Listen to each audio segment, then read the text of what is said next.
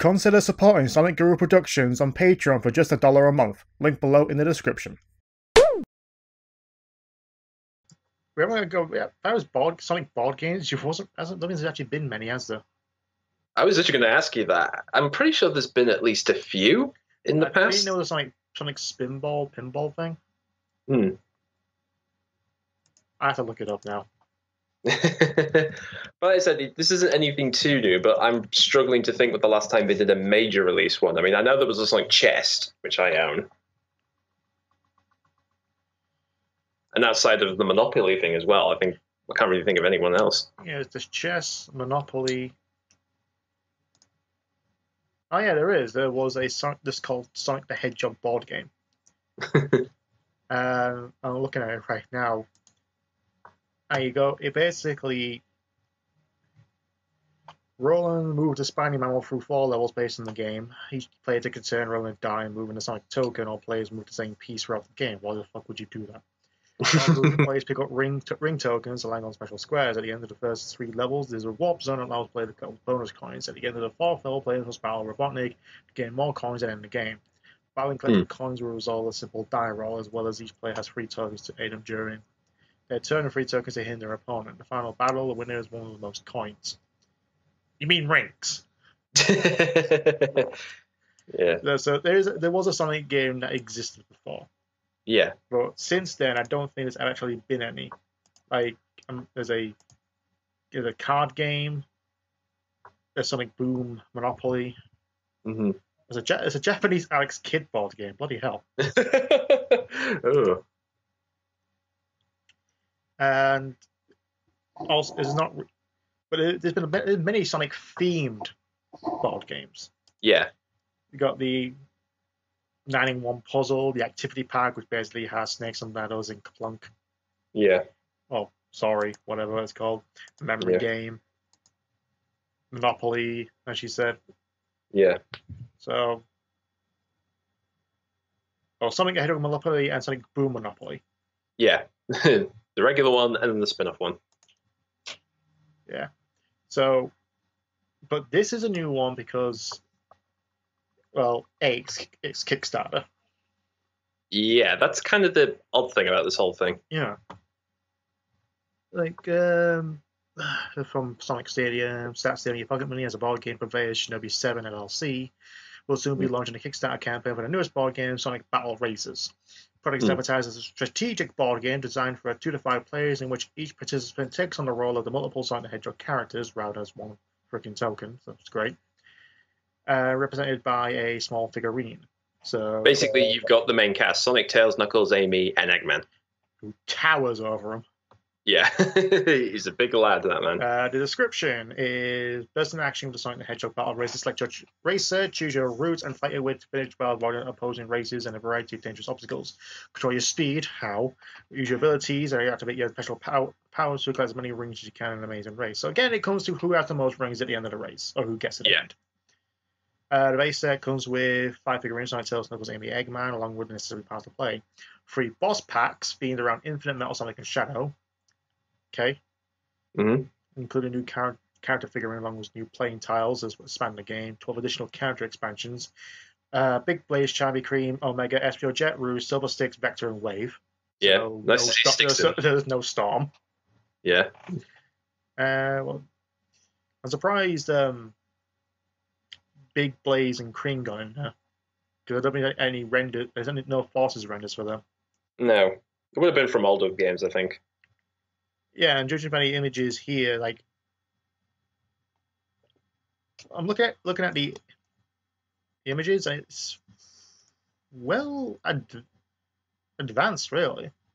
Like, I want to know. You really want to know how to play it? Yeah, I mean, looking at this. Sorry, you want to go on? It's like, all right, you have a board that is an S shape. But look at the it's basically in an S shape. And different routes you can take, which is quicker, and obstacles. Several ring tokens, I think emerald tokens as well, character cards, playing cards, and with the expansions, basically, it's just new sets, like a new card tile set you place on the board, or maybe the actual board itself is modular. Surprised she got sticks in there. I'm surprised by that. Yeah, I'm just like I said, I'm glad that she's still sticking around in some form. She is being loved by everyone. Yeah. Well, I do think her voice is just perfect for her. Nika Flotterman does just a fantastic job. I know. I mean, hell, when I first heard about it, I was thinking, oh, it's Mike from Mike, Lou and Og. And 10 points for any of you who remember that show. I mean, I do. I love that show. Right, at least you got them. Lou was a fucking bitch, though. Yeah, she was the spoiled island princess, and Og was the boy native genius. Yeah, who managed to actually create candy with limited supplies. Exactly. That was the whole premise of the show. Well, we can go on for ages about that. But anyway, this board game. So yeah, like you said, it is on Kickstarter right now. I'm just trying to find the link. No, I don't think no link yet. All right. As of recording this, they haven't put it up, but maybe later. Yeah. But that's the thing that kind of... Actually, I'm looking at the logo right now. I think it copied it a bit from Sonic Free Riders. You would know, logo man. Yep.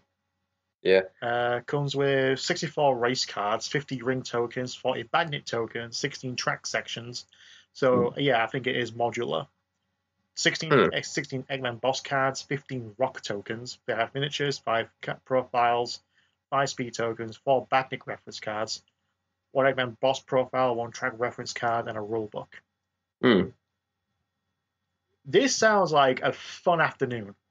It sounds like a long afternoon, in my opinion, but depends how you... Depending on how many... It says up to 5 players anyway. Yeah. So depending... It could be like a few hours. So maybe, I don't know, if I get this, I'm looking at a live stream, it'll be fun. If people can live stream sessions of Counting Against Humanity, why not? Why not? The only two things about this for me, I have in my mind is, first of all, why Kickstarter? Because they have some, I mean, first of all, if this is meant to be an official thing from Sega, wouldn't have they gone up to them and saying, can we make this and make it, rather than trying to make something? Because remember a while back we talked about somebody trying to remake Sonic 1 and it turned out to be a scam. Yeah, I know that one. Yeah. I would not bring up that dickhead. I know. I think it's just general interest. I mean, it makes more sense to actually get public interest in a board game than public interest in a video game. Yeah, I can definitely see, especially when it's a licensed IP. Yeah, but like I said, it just seems weird for them to do that because, again, you would have think like Sega would be the ones to say, yes, you can put this as a reduction and we will put it on sale, rather than doing with this sort of weird way of let's make essentially a prototype and then... Well, I think it's just more than just plastering Sonic's face on it. All right, that's my only worry. That's why the Sonic Monopoly is very common. It's like Sonic with Monopoly, just look at there's Green Hill, there's Sky Sanctuary, what brings instead. Well, essentially with that, it's pretty simple. You've got the base game, and all you do is you just take a bunch of picture assets and just plaster over the thing. Yeah, like even the Sonic Ice Cream, basically just shaped it into a mold, and that's pretty much it. Exactly. Or the Sonic Activity Book, it's just pictures. Like you said, just a bunch of images they probably have lying around on some press kit or something. Yeah, this actually is a not themed. It is a Sonic board game. I know. Like I said, that's the only thing that again makes me think about this a bit with being on Kickstarter. And put it this way, the way Kickstarter is now from, say, when Tim Schafer did it and Broken Sword happened, it's a very different animal over there because a lot of people are a lot more vindictive to Kickstarter projects. Oh, they're stupid. Yeah, well, that's what I mean. I want $10, make potato salad. He gets fucking $10,000 because people think it's a joke. Yeah, but like I said, that's my only worry is basically, it's probably, this is a legit and, all good luck to them and stuff. It's just like I'm saying is this, I'm a little bit worried about that, but maybe that way. The other thing, of course, is something like this is like, again, how would you try and take essentially the Styles from a Hedgehog, a speed type of series into a board game, and how would you try and implement that? Yeah. I think it's more than just like the previous board game I mentioned, based on Sonic 1. Excuse me. This actually is not just Sonic Races; it's Sonic Battle Races. So it's a lot more. It's a lot more competitive than it is Oh, excuse me. Far more competitive during it rather than just racing to the end. Like, you got a 6, okay, 1, 2, 6. You got a 1, and then you got a 5, okay, I got another 6. Oh, fuck you. Yeah. Like I said, if it's going to be one of those like D&D things where it's like you do one attack and that somehow does this and that and all that stuff. It's sort of D&D because you've chosen a character and you have special powers. Yeah, that's true.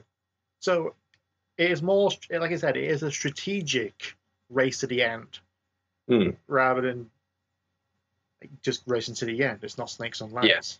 Yeah. No. I only bring this up because we'll put it this way. Some people might know this, but Sia does a show called Cheap Damage, which basically looks at board games. And I remember he did one on the Yu-Gi-Oh! Millennium Puzzle board game, which, ironically, for something that is based around, use cards to summon monsters and battle each other, a lot of that game was you going from one thing to another, collect this, collect that, get that. Then you're allowed to do the duel in the middle of the board game. And it did seem a bit weird to base that on a series that is known for dueling. Yeah. So like I say, that's my only fear. The Pokemon Master board game actually a difficulty and requires you to actually get Pokemon. Yeah, true. Like I said, that's my only fear is, if they make this too complex, that's probably going to put a lot of people, especially some Sonic fans, which, let's be fair, I mean, there are some people who will master it completely, but like I said, being a board game is a little different thing. I know. Game-wise, I guarantee it won't be that difficult to pick up. The actual Kickstarter image on the box says 9+. So maybe not for too young kids, but just enough to understand that 1 + 1 = 2. Fair enough. So I don't know. It's like until we actually see it played to understand the rules, like do we get 2 die to roll? Is it 1 die? If it's 1 die, it'll take too fucking long. That's 1 hour just to get halfway through the fucking board. Yeah. And I guarantee you, the money is going to shoot right up considering those modular packs. You get an infinite. If people will want that infinite figurine, they will want that infinite figurine. It's barely 2 inches tall, and they will fight for it. Yeah, I will say this actually: the figurines that they have on the web, on the page, actually, the little figurines they have, whether they're the mock-ups or not, they do look pretty good. In fact, we were talking about they look better than the fucking gacha stuff I have. Where is it? Yeah, I mean, we were talking about this, like, if there's going to be this other little series of mini figurines, I mean, this is probably the quality we would like them to be at. Yeah. Fuck it. Yeah. But essentially, like I said, it's kind of fun to see them, and especially because I don't think we've seen, like, I know particularly, I've not seen an Eggman that looked like that, actually, for a long time. I don't think I've ever seen one like. Aside from the very creepy Sonic X one, no. No, we haven't really had that. As well as like that. Yeah, essentially it's just bendable. I don't want to fucking touch that. Bendable, as in you can do that. That's it. Yeah, that's it. The arms you open does actually move. Yeah, they can only move. Everything else. It'll be a board game worth playing, and the cat is scratching at the door. So that's always fun. Yeah. But I guarantee once it does reach its goal, and once it does get shipped out, officially licensed by Sega and sold in stores, those figurines, the expansion packs as well, are going to be sought after. They will be $50 just for the figurine alone. I bet they are. It costs $50. I think it costs $50 to. I was looking this up because I was at work trying to figure out how much it would be, because there's a collector's edition of Fallout New Vegas. Comes with the game, comes with the silver medallion you have, some themed casino chips, an art book, a music CD, and a pack of cards. It was missing the pack of cards. I looked up online and like, how much is for the pack of cards? $50, $60 for the cards alone, and the actual collector's edition costs $200. Oh, good. So, yeah, I mean, that's completely different video games, but it's still gaming media. Yeah, we'll put it this way. Cards for a game. Yeah, we'll put it this way. When it does come out, and if it is the type of game I'm thinking, in fact, ironically, there's a Warhammer shop. For those who don't know, there's a thing called Warhammer, which is literally figurines, and you play a board game. I think a lot of people know what Warhammer is. It's called Games Workshop, and we literally have a store called Games Workshop full of Warhammer. Yeah, it's actually called that. Yeah, but I would love it if and when this comes out. If there comes a time where we literally come in and we just go like, we just want to play this game in here, so that's going to look really out of place. Here are all these sort of semi-futuristic goblin guns and people in armor, and here we are playing, you know, a little colourful board game with a blue hedgehog and a fat man. And Yeah, exactly. And they're probably going, okay. A fat scientist looks so stupid. Your character literally has shoulder pads the size of his fucking body. Yeah, but put it this way: the fact is, you know, they may look at it and think a bit goofy, but the moment we tell them the rules, they'll be like, "I'm in."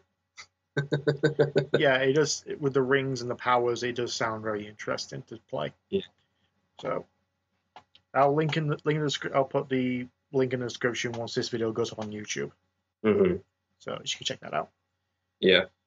And by the way, if you're going to be one of those people who buy 50 packs of them, please keep them to yourself. That's the sad man that you are. Don't be a scalper, because I will gut you.